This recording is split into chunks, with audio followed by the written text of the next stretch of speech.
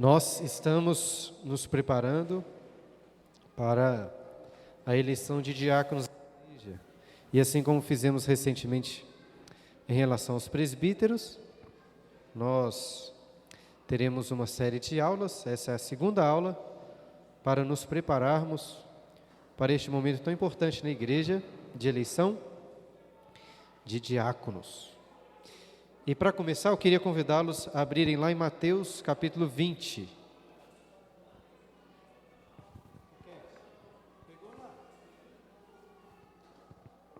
Mateus capítulo 20. Versículo 25. Mateus 20, 25. Até o versículo 28.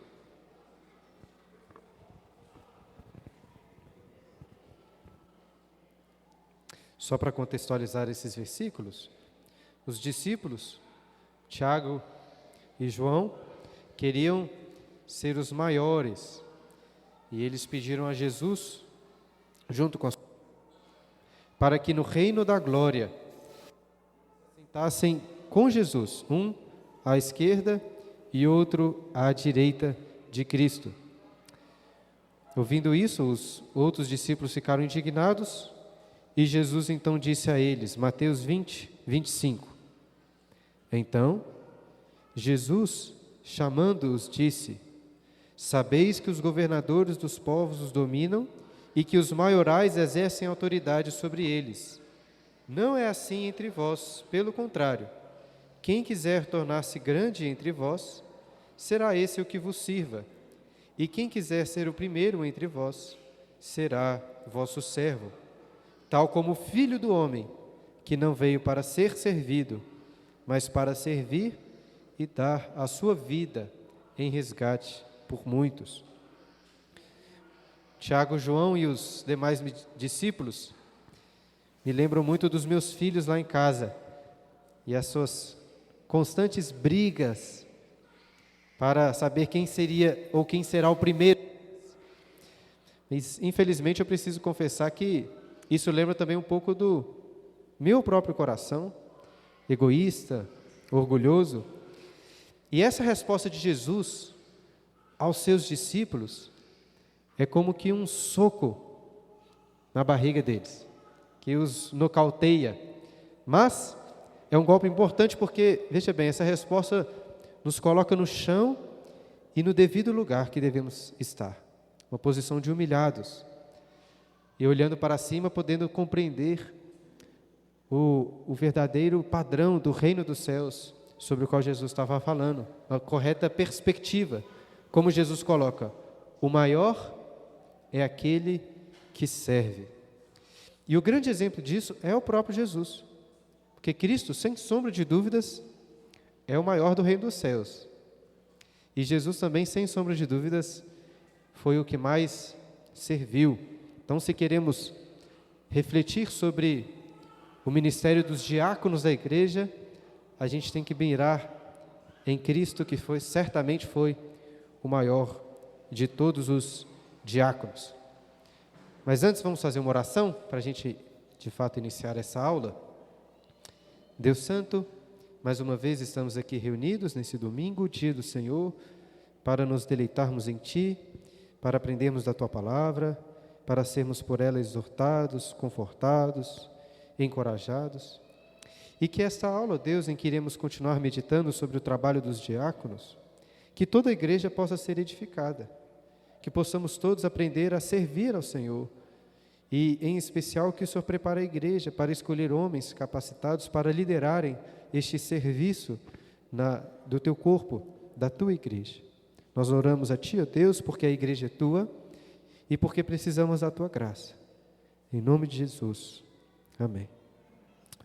Bom, se estamos aqui fazendo uma eleição para diáconos, acho que podemos partir do pressuposto que os diáconos são importantes na vida da igreja, né? Talvez olhando para os diáconos que nós temos aí, vocês não fiquem tão encorajados assim, né? Podem pensar que não parece tão importante assim, né, Zé? Qualquer um serve como diácono.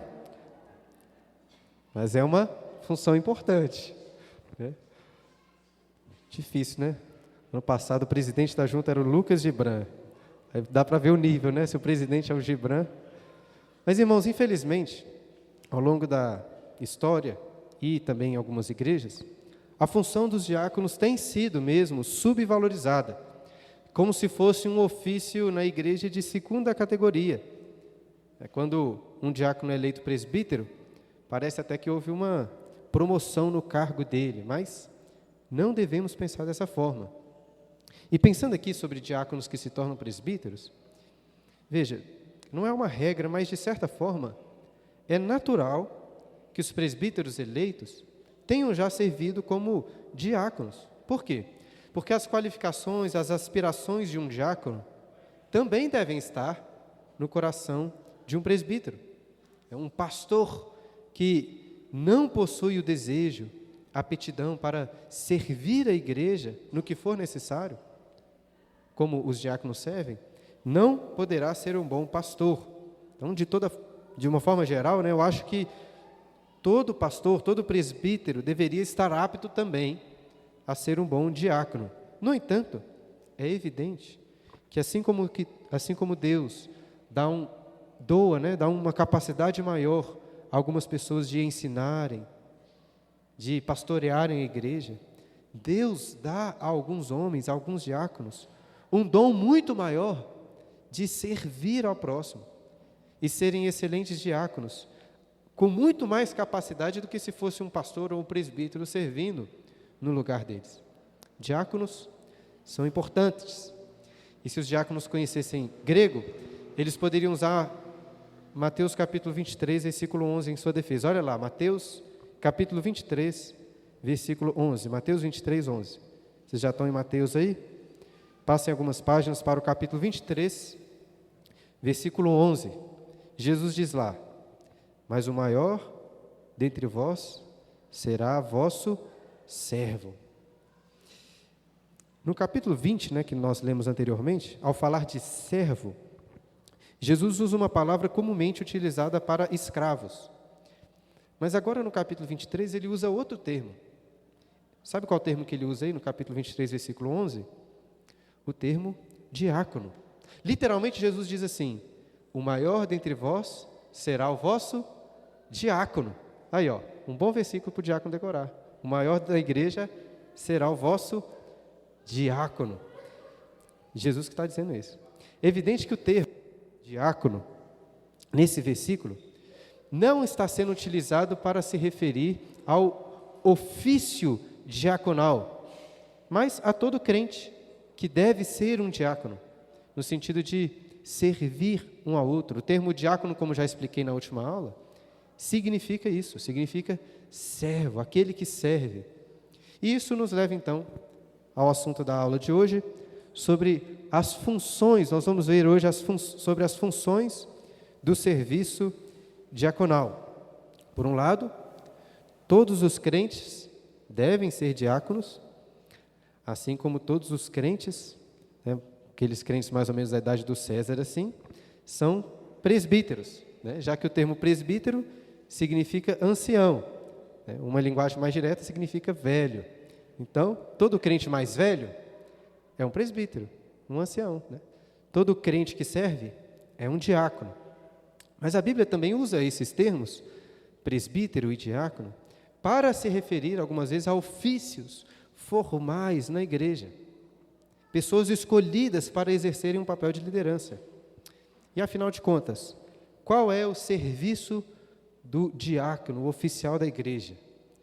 Já começamos a responder essa pergunta na primeira aula. Na última semana, nós lemos Atos, capítulo 6. Eu tentei mostrar para os irmãos que acredito que ali nós encontramos a instituição do serviço diaconal. Quando a igreja elegeu 7 homens para servirem às mesas. Até por isso que coloquei no título, me baseando em um livro que li, escolhendo o seu garçom, porque os diáconos começaram o seu trabalho assim, servindo às mesas, que no caso ali, este serviço era uma referência ao cuidado com as viúvas e com os necessitados. Então, baseado nesse texto de Atos capítulo 6, defendi que o serviço primordial do diácono é exatamente esse: o serviço da misericórdia. E então, na última aula ainda, tratamos em uma perspectiva mais abrangente sobre alguns princípios bíblicos que norteiam o cuidado com aquele que é necessitado, com o pobre. E hoje nós vamos focar mais no trabalho do diácono, claro, com aplicações que servem para toda a igreja também, como veremos. E vamos falar sobre o serviço de misericórdia no final da aula, mas antes eu quero destacar algumas outras áreas de atuação dos diáconos. Uma dificuldade para isso é que, fora Atos capítulo 6, a Bíblia não fornece muitas informações sobre o papel do diácono. Em 1 Timóteo capítulo 3, a partir do versículo 8, Paulo fala sobre o caráter do diácono, não sobre as suas funções. Mas ainda assim, acho que 3 abordagens bíblicas nos ajudarão a ter uma ideia das funções dos diáconos. E eu coloquei aqui na primeira parte do quadro 3 áreas gerais, vamos dizer assim, de atuação que a Bíblia apresenta aos diáconos. E a primeira delas é em relação ao serviço. O próprio termo diácono, que significa servo, indica que o diácono será uma pessoa encarregada, de uma forma especial, a servir nas demandas administrativas, financeiras, bem como nas mais variadas demandas da igreja. Ele vai servir. Em segundo lugar, suporte. É importante aqui nos lembrarmos que um dos objetivos da instituição dos diáconos foi para qual questão? Para que os apóstolos tivessem tempo para se dedicar ao ministério da palavra e ao ministério da oração. Nós não temos apóstolos hoje na igreja, mas temos sim pessoas responsáveis pelo ministério da palavra. E ainda que o texto lá de Atos fale diretamente sobre o serviço de misericórdia, de cuidado com os necessitados, eu creio que não é ir muito além do texto se sugerirmos que outros serviços que aliviem os pastores da igreja para se dedicarem ao ministério da palavra, se encaixariam também no serviço diaconal. Então, nesse sentido, eu creio que os diáconos são um importante suporte para o ministério da palavra e para o ministério pastoral. Como eu li em um dos livros recentemente, diáconos fiéis devem ser capazes de perceber as suas impressões digitais em todo sermão que é pregado, em toda ovelha da igreja que é bem acompanhada pelo pastor, pelos presbíteros. Se eventualmente vocês ouvirem aqui um bom sermão, uma boa pregação, deem graças a Deus também pela vida dos diáconos. Por quê? Porque eles que cuidaram de várias demandas da igreja, de forma que o pastor, que o presbítero teve tempo durante a semana para orar, para estudar e preparar aquele estudo. E claro que isso se aplica também ao trabalho de visitas, de aconselhamento dos pastores. E a terceira área diz respeito à liderança. Lá em 1 Timóteo capítulo 3, versículo 12, quando Paulo fala das qualidades do diácono, ele fala também de que o diácono deve estar pronto deve ser uma pessoa que governe bem a sua própria casa, assim como ele falou sobre os presbíteros. Eu acho que nós podemos assumir, assim como fizemos em relação aos presbíteros, que essa qualificação de ser um bom governador da sua casa indica que o diácono terá um papel de liderança na igreja. É necessário que antes ele governe bem a sua casa, como Paulo fala, para que então possa governar, liderar o povo de Deus, a igreja. O que eu estou querendo dizer é que o diácono também representa um ofício de liderança na igreja. Nós devemos respeitar os diáconos também, honrá-los, nos submeter a eles, ainda que sejam quem são, né? A gente honra não a pessoa assim, não é difícil respeitar ali o Fernando, né? Uma pessoa assim tão séria, né? Muito séria, não brinca com as coisas, e aí às vezes a gente fica com dificuldade de respeitar, mas devemos honrá-los, pois são liderança na igreja. E, continuando aí, irmãos, além dessas áreas de gerais, eu escolhi algumas áreas específicas do trabalho do diácono na igreja. E é curioso que essa ideia de um líder, disse que ele faz parte da liderança, mas um líder que vai servir, pode parecer contraditória. Mas eu acho que é exatamente isso que caracteriza o diácono. Ele é o líder do serviço na igreja. Os diáconos vão liderar exatamente no serviço, organizando as coisas, para que toda a igreja também possa servir uns aos outros. Essas são as 3 áreas gerais que eu coloquei: serviço, suporte e liderança. Eu gostaria agora de descer mais e destacar algumas funções mais específicas que eu coloquei ali na segunda parte do quadro. Ele irei apresentar 10 funções. Em primeiro lugar, como coloquei ali, os diáconos podem servir na área de finanças da igreja. Lá em Atos capítulo 4, versículo 35, é dito que as pessoas traziam as ofertas e deixavam aos pés dos apóstolos. Depois, no capítulo 11 de Atos, versículo 30, nós vemos que os recursos foram enviados aos presbíteros da igreja. Por que estou falando dos presbíteros? Tendo em vista que o presbítero é também um bispo, ou seja, um supervisor, eu entendo que, em última instância, as decisões financeiras ficam sim a cargo dos presbíteros da igreja. É por isso que na nossa igreja, por exemplo, é o conselho e não a junta diaconal que faz o orçamento geral da igreja. Agora, se os presbíteros se detiverem muito nesse serviço financeiro, eles não terão tempo nem condições para se dedicar ao ensino, à oração, ao pastoreio. É por isso que os presbíteros ficam responsáveis só por uma visão macro, vamos dizer assim, das finanças da igreja. É muito importante que os diáconos, até outros irmãos da igreja, atuem nos detalhes dessa função. Os diáconos, por exemplo, são os responsáveis na igreja por recolher as ofertas, por contabilizá-las e por auxiliar no que for necessário. Diáconos também podem servir na tesouraria da igreja. O tesoureiro não precisa necessariamente ser um diácono. Mas veja, é uma boa opção. Na nossa igreja, por exemplo, o tesoureiro é um diácono. Vocês não têm ideia do trabalho que é servir como tesoureiro na igreja. Dá um grande trabalho. E faz sentido, um líder, um oficial da igreja, atuar nesse sentido. Em segundo lugar, os diáconos podem também liderar o trabalho administrativo da igreja, cuidando das compras, dos consertos, das necessidades gerais. E eu creio que para isso também não é necessário que a pessoa seja um diácono para servir, um membro de confiança. As mulheres da igreja podem ajudar, podem até liderar alguns trabalhos nesse sentido.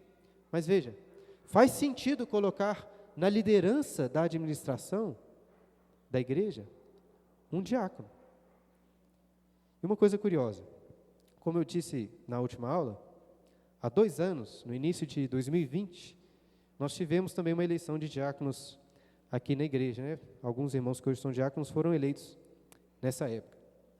E por causa disso, para essas aulas, eu estou relendo e reutilizando boa parte das aulas que eu havia preparado para essa ocasião 2 anos atrás. E eu queria ler para vocês algo que eu tinha escrito para essa aula anterior no que diz respeito a esse trabalho administrativo. Então, se possível, tente aí se imaginar, 2 anos atrás, lá naquele outro local que nos reunimos, e ouvindo o seguinte, foi o que eu disse naquela vez. Em uma igreja pequena como a nossa, é natural que o pastor tenha tarefas administrativas, tendo em vista a sua disponibilidade e o conhecimento das circunstâncias da igreja. Mas o ideal não é esse. Eu disse na época, Inclusive, na última reunião do conselho, levantamos a possibilidade de nomearmos um zelador ou um administrador da igreja. Hoje eu, aqui falando como pastor da igreja, preciso olhar ar-condicionado, reformas, cadeiras, consertos de vidro, diversas coisas. Quem sabe não conseguimos com o tempo melhorar isso. Inclusive, já tem um bom tempo que precisamos cortar aquele mato na porta da igreja. Até fiquei de olhar isso, mas por incrível que pareça, eu tenho outras coisas para fazer durante a semana. Eu fiz questão de ler essa parte para destacar como que Deus nos abençoou após esses 2 anos. Porque hoje eu, como pastor, praticamente, não tenho nenhum trabalho com serviço administrativo. Às vezes eu nem fico sabendo com o que está acontecendo aqui na igreja, nessa área de concertos, de vidro. Hoje nós temos uma espécie de zelador da igreja, se podemos dizer assim, e quem orienta o trabalho dele, nem é o conselho, não é o pastor, mas a junta diaconal. Isso é muito importante para a igreja. É claro que isso é muito benéfico para mim, pessoalmente, mas creio que pode ser muito benéfico para a igreja como um todo. Porque, dessa forma, é perceptível como eu tenho um tempo maior para me dedicar ao estudo, ao trabalho pastoral, aos aconselhamentos, à preparação de sermões.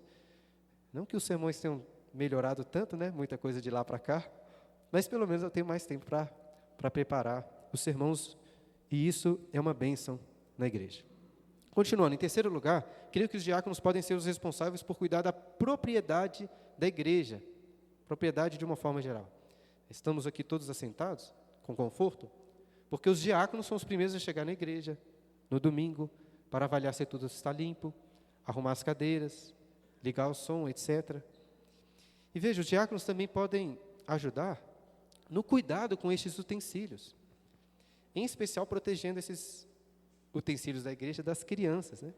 Os filhos de alguns de vocês aí costumam ser bem destrutíveis, não os meus, mas tem algumas crianças aí, né, que não são bem educadas, que costumam destruir as coisas. É claro que os pais, em primeiro lugar, devem educar os filhos, mas os diáconos podem ajudar a ficar de olho, proteger as crianças, né, mas proteger as coisas das crianças também. Outro dia, as crianças à noite estavam ali arrancando as folhas do jardim, colocando no monte. A Clara perguntou: o que vocês estão fazendo? Eu falei: a gente está juntando aqui para fazer uma fogueira na porta da igreja. Então a gente tem que tomar cuidado, né? Os diáconos estão aí para cuidar dos utensílios da igreja. Em quarto lugar, além de cuidar da propriedade em si, da igreja, os diáconos, eles no domingo devem apoiar no momento da liturgia. O diácono é aquele que vai distribuir as liturgias, preparar os elementos da ceia, estar atento, ele vai levar o microfone para quem for orar. Ele tem que estar sempre atento às necessidades do culto. Ajudar, por exemplo, uma mãe com filhos pequenos, a sentar ali junto, ajudar. Tudo o que o diácono puder fazer para que os demais membros participem do culto. Preste atenção no seguinte: o diácono, em especial o diácono que está de plantão no domingo, cultua a Deus, se preocupando com tudo o que for necessário, para que o restante da igreja não tenha que se preocupar com mais nada. Então, eles cultuam a Deus dessa forma, servindo os demais irmãos. É claro que os diáconos vão ficar lá fora batendo papo, simplesmente. Ainda assim, o papel dele, quando está de plantão, não é tanto de prestar atenção no culto, no sermão e no que está acontecendo, mas prestar atenção nas demais necessidades da igreja, para que os outros possam cultuar. Até mesmo se for necessário, chamando a atenção de alguém que, porventura, esteja atrapalhando o culto. E, além disso, como eu destaquei, os diáconos são liderança da igreja, creio que eles também podem, como alguns fazem às vezes, dirigir a liturgia do culto. Eles podem também distribuir os elementos da ceia, quando às vezes são chamados aqui. E por que a ceia é servida pela liderança da igreja? Porque nós somos mais importantes e gostamos de ficar lá na frente para todo mundo nos ver? Não, não é por causa disso. Um dos motivos tem a ver com o zelo e o cuidado que os presbíteros têm para quem é administrada a ceia. Mas, além disso, a liderança serve a igreja. Então, ao servirem os elementos da ceia, nós estamos ilustrando este que é o nosso papel, está servindo os irmãos. Então, uma forma visual de nós entendermos o papel da liderança, que é servir a igreja. No quinto ponto, destaquei outra função importante dos diáconos, que é ajudar os membros a se encaixarem no serviço da igreja.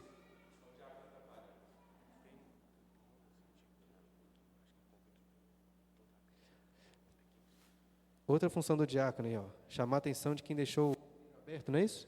Tem um Honda City, OQU, com os vidros todos abertos. Se for de alguém aqui, se não for, segue o jogo.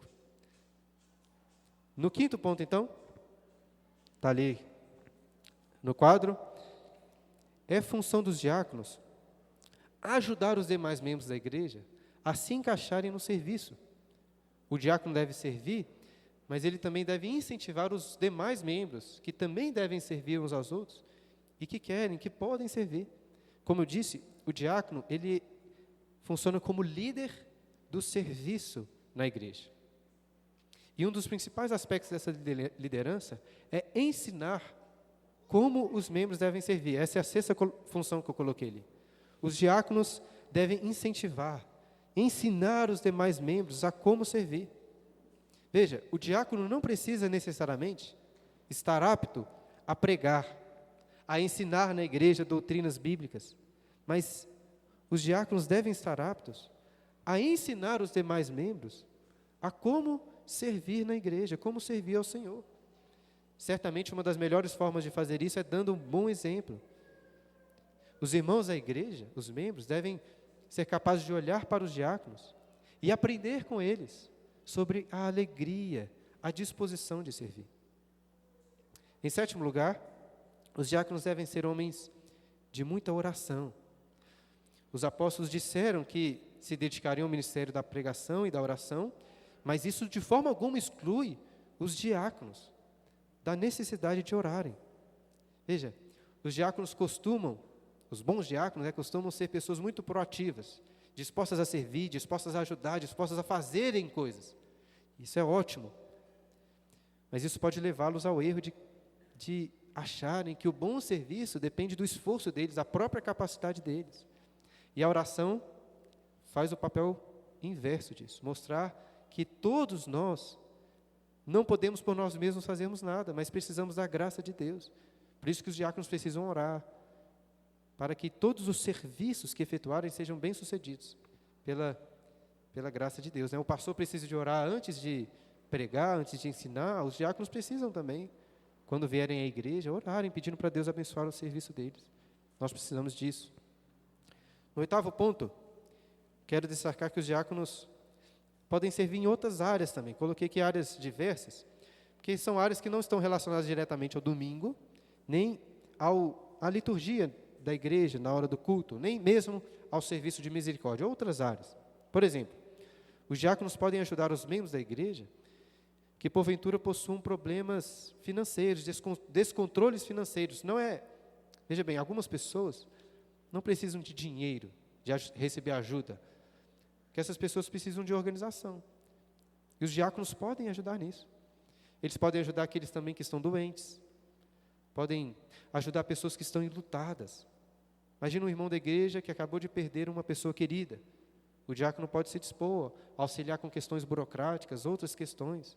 Os diáconos estão aí para servir a igreja no que for preciso.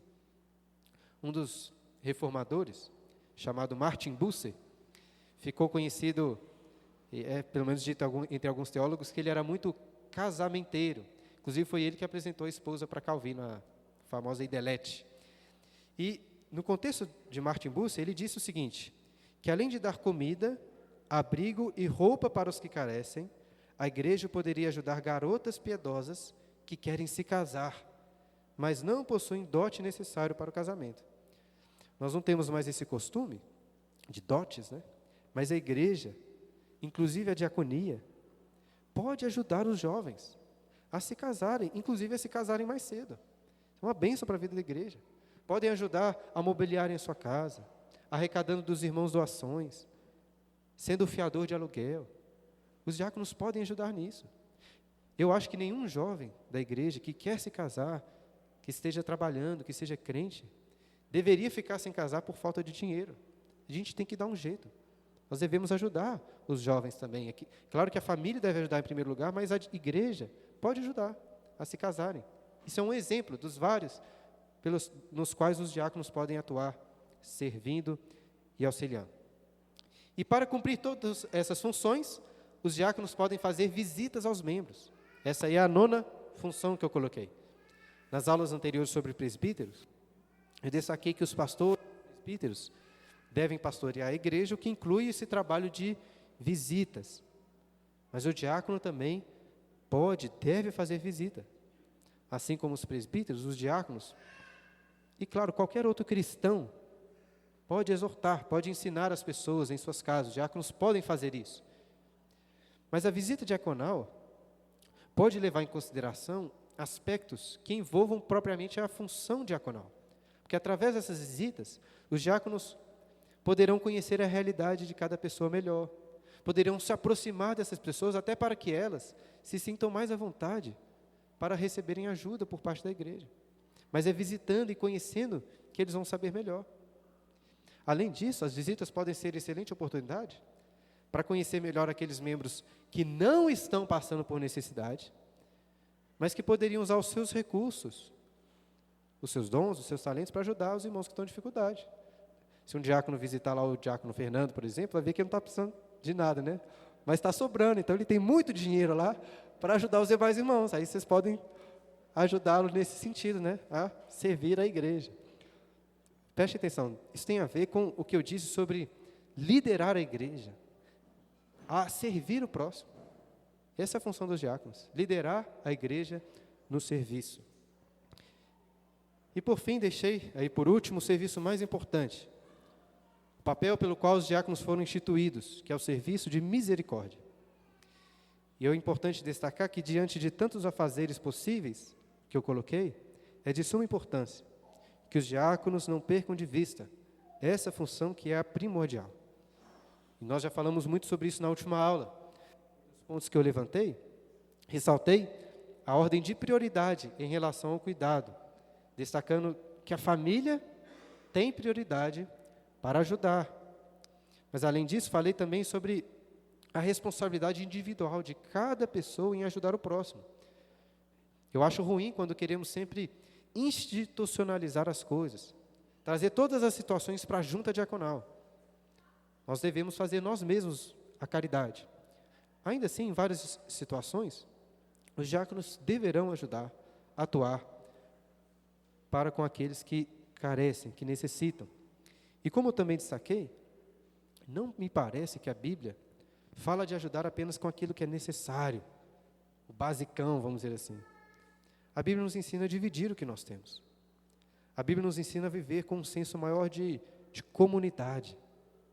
Mas já falamos muito sobre isso na última aula, não quero repetir o que eu disse. O que eu gostaria de fazer hoje é avaliar alguns princípios bíblicos muito importantes sobre quem deve ser ajudado pela igreja. É por isso que eu queria convidá-los a abrirem lá as suas Bíblias em 1 Timóteo capítulo 5. Como eu coloquei ali no finalzinho, quem deve ser ajudado pela igreja? Olha o que o apóstolo Paulo nos ensina, alguns princípios lá em 1 Timóteo capítulo 5, a partir do versículo 3. 1 Timóteo 5, 3.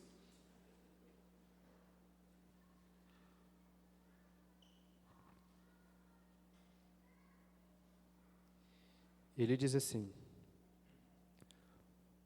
honra as viúvas, verdadeiramente viúvas, mas, se alguma viúva tem filhos ou netos, que estes aprendam primeiro a exercer piedade para com a própria casa e a recompensar os seus progenitores, pois isso é aceitável diante de Deus. Então veja aí no versículo 4 o princípio que eu já destaquei. Os familiares são os primeiros responsáveis por cuidar das viúvas. E claro que podemos aqui aplicar esse princípio das viúvas para os demais necessitados da igreja, aqueles que precisam de ajuda de uma forma geral. E olha que Paulo repete essa mesma ideia no versículo 8 e também no 16. Olha o versículo 8. Ora, se alguém não tem cuidado dos seus, especialmente dos da própria casa, tem negado a fé e é pior que o descrente. Versículo 16 agora. Se alguma crente tem viúvas em sua família, socorra-as. E não fique sobrecarregada a igreja, para que esta possa socorrer as que são verdadeiramente viúvas. Note o motivo que é colocado no versículo 16. Para que não fique sobrecarregada a igreja. Ou seja, como igreja nós temos o dever de cuidar das viúvas, dos necessitados. Mas se a igreja for cuidar de todos, não vai dar conta. E aqui nós encontramos um ponto importantíssimo, que é sobre quem a igreja, oficialmente, através dos seus recursos, através dos diáconos, deve ajudar. Será que a igreja deve usar os seus recursos aqui das ofertas para o auxílio daqueles que estão fora da igreja? para serviços de ação social? Olha o que o apóstolo Paulo diz em relação ao cuidado com as viúvas, na continuação. Agora, 1 Timóteo capítulo 5, versículo 5.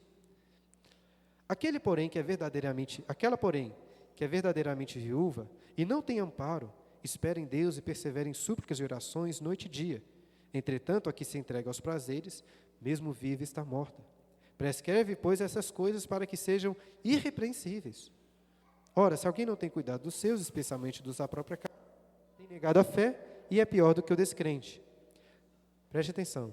Não seja inscrita, senão viúva, que conte ao menos 60 anos de idade, tenha sido esposa de um só marido, seja recomendada pelo testemunho de boas obras, tenha criado filhos, exercitado a hospitalidade, lavado os pés aos santos, socorrido a atribulados.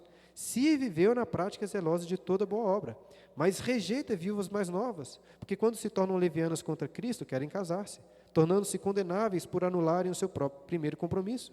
Além do mais, aprendem também a viver ociosas, andando de casa em casa, e não somente ociosas, mas ainda tagarelas, intrigantes, falando o que não devem.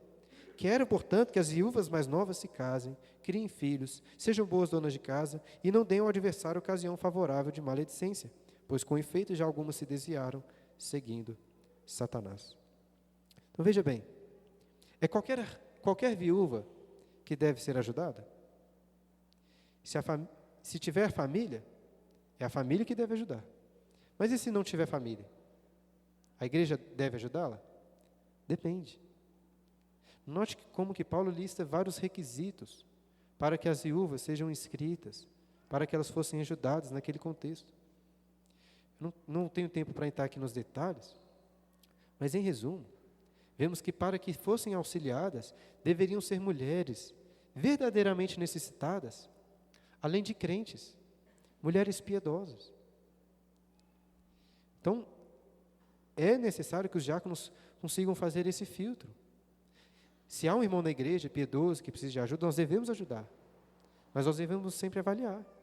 E aqueles que estão de fora? Será que existiam outras viúvas lá na cidade de Éfeso, onde Timóteo era pastor? Tinham outras viúvas lá? Certamente. Mas o dever da igreja é auxiliar, é cuidar das suas viúvas. E, de fato, a igreja tem que fazer isso sempre. Se acontecer da esposa de alguém aqui da igreja ficar viúva, nós temos que estar prontos para sustentar a casa dela. Muitas vezes, a esposa não trabalha, né, fica com os filhos, e isso não é problema. Nós devemos sustentar a esposa e sustentar os seus filhos, com tudo o que for necessário. Nós temos que fazer isso, é nossa obrigação. Se a igreja não tiver dinheiro em caixa, eu venho aqui na frente e peço dinheiro para os irmãos, igual o Edir Macedo. Para ajudar as viúvas da igreja, a gente pede dinheiro aqui, sem problema. Porque de um jeito ou de outro, nós temos que cuidar dos nossos, isso não pode falhar. Mas em relação aos demais, que não fazem parte da igreja? Aí é uma questão um pouco mais complexa. Na última aula, o Elbert até perguntou sobre a teologia da missão integral. Não é tão simples assim definir o que é a teologia da missão integral. E para não termos aqui dificuldade de compreensão, eu queria fazer uma importante distinção que nós encontramos em alguns livros de teologia, uma distinção entre igreja, geralmente é colocado assim, uma igreja institucional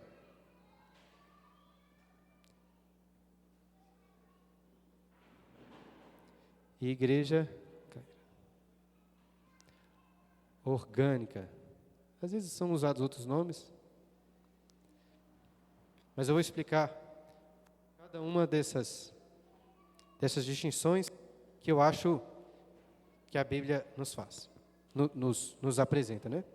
Veja bem, as Escrituras, às vezes, falam da igreja como um corpo ou um grupo organizado de pessoas que fazem parte da mesma instituição. Essa é a igreja institucional. Deixa-me dar dois claros exemplos disso.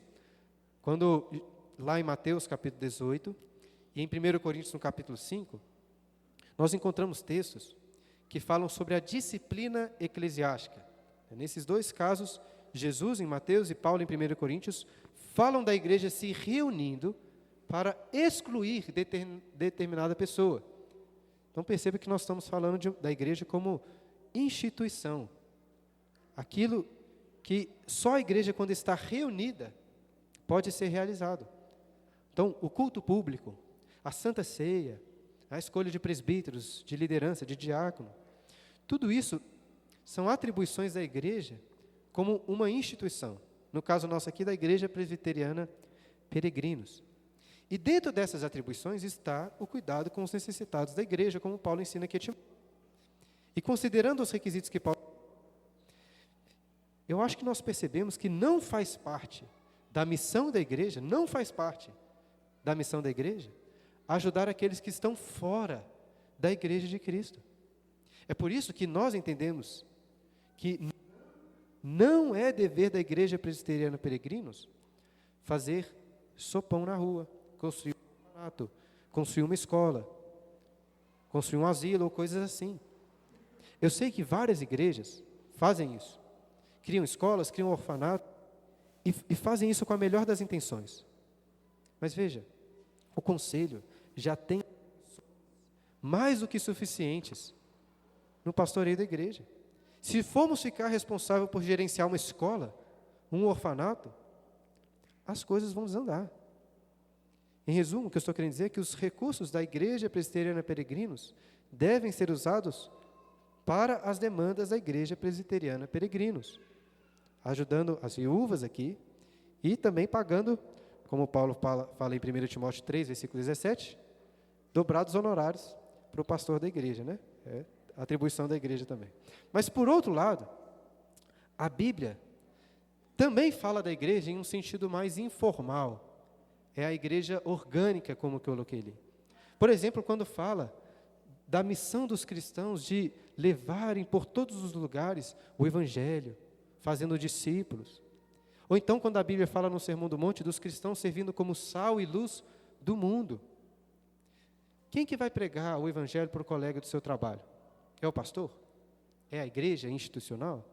Não, é você que vai pregar o Evangelho para ele. Não adianta querer simplesmente trazer as pessoas para a igreja, nós devemos levar o Evangelho para elas. É isso que a Bíblia ensina. É seu papel pregar lá no seu trabalho, na sua vizinhança. E nesse sentido, a igreja, de forma orgânica, está lá no trabalho, no seu trabalho, está na sua vizinhança, está em todos os lugares, servindo como sal e luz dessa terra. E aí sim, acredito que é dever de todos os cristãos se atentarem para os necessitados. Os recursos da Igreja Presbiteriana Peregrinos não serão usados para ajudar uma criança que está na rua. Mas você pode fazer isso. Você, se quiser, que vai vestir o mendigo na rua, ajudá-lo, levá-lo para sua casa. Se quiser, ou então levá-lo para um centro de reabilitação. Não peça dinheiro para a igreja para fazer isso. Use os seus recursos, o seu tempo. É claro que você pode pedir ajuda para outras pessoas da igreja, até mesmo a ajuda dos diáconos. É bom que faça isso. Pode até mesmo se juntar com outros cristãos para criar uma escola, criar um orfanato, criar uma casa, né, de assistência social. Ou então, mais fácil, né? Você pode se juntar com pessoas para apoiar instituições que já existem e fazem excelentes trabalhos na cidade de Belo Horizonte e em outros lugares. Isso é ótimo. Entendam bem, não quero desincentivá-los a ajudarem pessoas fora da igreja. Pelo contrário, eu quero exortá-los a fazerem isso. E provavelmente a fazerem mais do que já façam. Isso é muito importante. Muito importante. Como também citei da última vez, eu li um livro recentemente do pastor Tim Keller, chamado Ministérios de Misericórdia. E por um lado, como eu disse, eu não gostei tanto do livro, porque o Tim Keller propõe que a igreja, como instituição, deve criar esses trabalhos de assistência social. Eu não penso que deve fazer isso. Mas, por outro lado, esse livro me fez pensar melhor na nossa atuação como igreja orgânica. Em certo momento do livro, Tim Keller diz mais ou menos assim: muitas vezes nós examinamos a nossa fé baseado se estamos lendo a Bíblia, se estamos orando, se estamos indo à igreja. Isso é ótimo. Porém, a Bíblia constantemente fala para avaliarmos a nossa fé baseado no quanto temos amado o nosso próximo. Em especial, amado os necessitados da igreja, os órfãos, as viúvas e as demais pessoas. Não é à toa que Tiago diz que a religião pura e sem mácula é qual? Visitar os órfãos e as viúvas nas suas necessidades. É assim que ele começa, pelo menos, a definir a religião. O amor a Deus é demonstrado pelo nosso amor ao próximo. E o exemplo que Cristo dá para ilustrar este amor ao próximo, qual é? Exatamente aquela parábola do samaritano ajudando um judeu jogado na estrada. No Sermão do Monte, Jesus também disse que ele estava assumindo, na realidade, que os seus discípulos iriam dar esmolas. Eu sei que existem critérios muito importantes para fazermos isso, e eu não tenho tempo para falar sobre isso agora. Já falamos em outras ocasiões. Mas o que eu quero que vocês entendam é o seguinte: precisamos ter um coração compassivo e generoso para com o nosso próximo, em especial por aqueles que estão passando dificuldades. É muito difícil que você ajude uma pessoa completamente desconhecida. É possível, mas é difícil. Mas às vezes você mora em um prédio, ou no seu trabalho, e tente conhecer a realidade das pessoas que trabalham ali, se dispor a ajudá-las. Em qualquer lugar, se atente para aqueles que precisam, se envolva com as pessoas, conheça as necessidades delas, abra a sua carteira, mas abra também o seu coração, o seu tempo, o seu conforto, para servir o próximo nas suas necessidades. E claro, levar também para eles a luz do Evangelho de Cristo. Todos os cristãos devem servir como diáconos, nesse sentido, de servirem uns aos outros. E esse, inclusive, é um dos principais motivos pelo qual o ofício diaconal é tão importante na igreja. Prestem atenção nisso, diáconos. Vocês, os diáconos, são um exemplo para toda a igreja do serviço cristão. Os diáconos devem ser o padrão de amor e de serviço na igreja. Eu já disse antes, os membros têm que olhar para os diáconos e conseguir aprender com eles sobre a alegria de servir o próximo. Conseguem perceber o tamanho da responsabilidade de um diácono, que é colocado como exemplo de serviço? E claro, acima de tudo, todos nós, mais do que olharmos para os nossos diáconos bem bonitos, devemos olhar para o perfeito exemplo de Jesus. Como lemos lá no início, em Mateus capítulo 20, segundo a correta perspectiva do reino dos céus, o maior é aquele que serve. E o grande exemplo disso é o próprio Jesus. Ele, como disse, sem sombra de dúvidas, é o maior no reino dos céus. E ele, sem sombra de dúvidas, foi o que mais serviu. Se queremos refletir sobre o serviço diaconal, nós temos que sempre mirar em Cristo, o maior de todos os diáconos. E eu gostaria de concluir essa aula fazendo isso, olhando mais uma vez para o ministério de Jesus, concluindo. Abram suas Bíblias lá em João capítulo 13. Evangelho segundo João capítulo 13. Um texto bem conhecido. Nós vamos ler do versículo 1 a 5.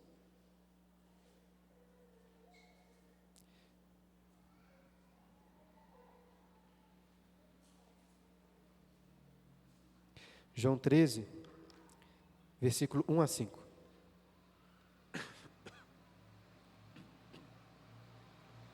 Ora, antes da festa da Páscoa, sabendo Jesus que era chegada a sua hora de passar deste mundo para o Pai, tendo amado os seus que estavam no mundo, amou-os até o fim. Durante a ceia, tendo já o diabo posto no coração de Judas Iscariotes, filho de Simão, que traísse a Jesus, sabendo este que o Pai tudo confiara às suas mãos, e que ele viera de Deus, e voltava para Deus, levantou-se da ceia, tirou a vestimenta de cima, e tomando uma toalha, cingiu-se com ela. Depois deitou água na bacia e passou a lavar os pés aos discípulos, e enxugar-lhes com a toalha com que estava cingido. O pastor Tim Keller, naquele livro que eu já citei, destaca duas coisas muito legais nesse texto. É claro que existem mais do que duas coisas legais nesse texto, mas eu gostaria de destacar essas duas, que têm a ver com o exemplo de Cristo ao servir os seus discípulos. A primeira delas é que Jesus os serviu, apesar da indignidade dos seus discípulos. Todos eles eram indignos e sujos, como os pés deles que estavam sujos. Mas, em especial, os pés de Judas, como o texto destaca, estavam sujos. Porque ele, podemos aqui deduzir, tinha caminhado até junto daqueles que iriam entregar Jesus para a tortura, para a morte. Judas já estava tomado por Satanás, pelo espírito de traição. E ainda assim Jesus lavou o pé de todos, inclusive de Judas. Nós podemos pensar em critérios bíblicos que dizem respeito sobre como a igreja deve ajudar e quem a igreja deve ajudar. Isso é importante. Mas veja, o critério bíblico não pode ser, e não é, essa pessoa merece ser ajudada. Não pode ser isso. Se o amor caridoso dependesse de merecimento, todos nós aqui estaríamos perdidos. Porque Cristo nos amou quando éramos indignos, inimigos. Nós temos que estar dispostos a ajudar o próximo, em especial nossos irmãos em Cristo, independente se gostamos daquela pessoa, independente se nós achamos que ela merece ou não. Não é esse o critério. E o segundo ponto que o pastor Tim Keller ressalta, eu acho muito legal isso. Jesus lava os pés dos discípulos, apesar da sua morte iminente, como o texto começa a destacar no versículo 1. Olha, o pastor Tim Keller diz assim: Jesus estava prestes a ter toda a ira de Deus derramada sobre ele. Jesus estava sentindo o tremendo peso do que aconteceria, mesmo naquele momento da ceia. E o ponto é, quando nós estamos sofrendo, com um peso enorme em nossas costas, será que nós olhamos ao redor para o pé das pessoas que precisam ser lavados? Quando você passa por uma dificuldade, será que você procura maneiras de servir ao seu próximo? Claro que não. Nós geralmente ficamos tão absorvidos nos nossos problemas, que queremos que as pessoas cuidem de nós. Mas Jesus agiu sem nenhuma autocomiseração. Um servo de verdade, um diácono de verdade, não vai dizer assim: olha, quando as coisas estiverem bem na minha própria vida, quando os meus compromissos estiverem organizados, então eu vou servir ao próximo. Não é assim. E talvez na hora do seu sofrimento, você fique até chateado, porque ninguém está vendo a sua dor, ninguém está ligando para isso. Mas pense o que seria de nós se Jesus pensasse assim. Ninguém estava nem aí para ele. E mesmo assim, ele estava servindo os discípulos a ponto de entregar a sua própria vida. Eu acho que não devemos ter dúvidas que inclusive uma das melhores maneiras de combater o nosso próprio sofrimento é servindo uns aos outros. Pessoas, por exemplo, que passam por depressões profundas, podem ser muito beneficiadas se conseguirem se levantar para se dedicar no serviço ao próximo. Isso é uma bênção que Jesus fez. Então o pastor Tim Keller cita lá o texto de Isaías, capítulo 58, versículo 10. Isaías 58, 10 diz assim: se abrires a tua alma ao faminto e fartares a alma aflita, então a tua luz nascerá das trevas, e a tua escuridão será como o meio-dia. Irmãos, que possamos aprender com o exemplo de Jesus. Ele é o Rei dos Reis, Ele é o Senhor dos Senhores, mas Ele também é o servo dos servos, Ele é o diácono dos diáconos. Nessas aulas, espero que possamos também continuar aprendendo com Jesus. Fim da aula. Nós temos alguns momentos, irmãos. Eu sei que estes assuntos aqui levantam às vezes algumas polêmicas, não tem problema. Se ficou alguma dúvida, eu queria convidá-los a tirarem essas dúvidas agora. Queria dar preferência para dúvidas. Não tenho nada contra comentários não, mas a gente deixa o comentário para depois. Alguém quer tirar alguma dúvida? Simon. Então, pastor, você falou sobre o serviço do diácono e tal para com os membros, principalmente em relação a visitas também, visitas em relação ao auxílio financeiro e tal, todo tipo de auxílio necessário, né? Queria saber também se esse auxílio se aplica aos presbíteros da igreja, se o diácono também tem esse papel de prestar esse mesmo tipo de auxílio aos demais membros, aos presbíteros. Todos escutaram? Se os diáconos devem também servir os presbíteros, né? E a resposta é com certeza. Sim, os presbíteros também passam por dificuldades, né? Um dos critérios para ser presbítero não é ter um emprego estável, uma conta financeira tranquila, né? Presbíteros, pastores, podem passar por muitas dificuldades financeiras até. E, em especial, o pastor que trabalha na igreja, né, os diáconos e toda a igreja deve estar pronto para ajudar, mas todos os presbíteros. Qualquer pessoa da igreja, qualquer membro tem que ser servido pelos diáconos, em especial pelos diáconos, né? Não podemos permitir que nenhum irmão da igreja passe por dificuldades. Nós temos que compartilhar nossos bens e ajudá-los nas suas necessidades. Então, com certeza, Simon, os presbíteros também têm que ser servidos pelo diaconato da igreja.